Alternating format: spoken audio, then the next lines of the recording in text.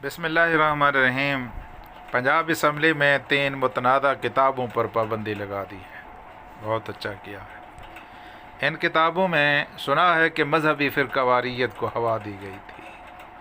اگر واقعی یہ کتابیں اتنی ہی متنازع اور فرقہ پرستی کو ہوا دینے والی تھیں تو ان کتابوں پر صرف پابندی کافی نہیں ہے، بلکہ ان کے مصنفین کو عبرت کی سزا دی جائے، عبرتناک سزا دی جائے، عبرتناک سزا دے کر ان کو عبرت کا نشان بنا ڈالا جائے، کیونکہ فرقہ پرست صرف فرقہ پرستی بیچتا ہے، حرام خوری کرتا ہے، ملت کو پھاڑتا ہے، امت کو تقسیم کرتا ہے۔ ایسے مجرموں کو چاہیے جائے کہ سٹیجوں پر بٹھا کر ان کے گلے میں پھولوں کے ہار ڈالے جائیں اور ان کے اوپر میراثیوں کی طرح نوٹوں کی ویلیں ڈالی جائیں۔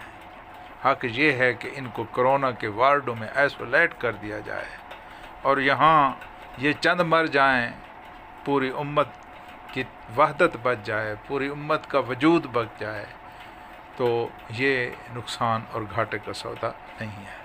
پرویز الہی اس ملک کے روایتی سیاستدان ہیں، لیکن 1122 کے علاوہ ان کی زندگی کا یہ سب سے اچھا کام ہے جو انہوں نے پنجاب اسمبلی کے فلور پر کیا ہے۔ یقیناً اس کی ہر جگہ پہ تحسین کی جائے گی۔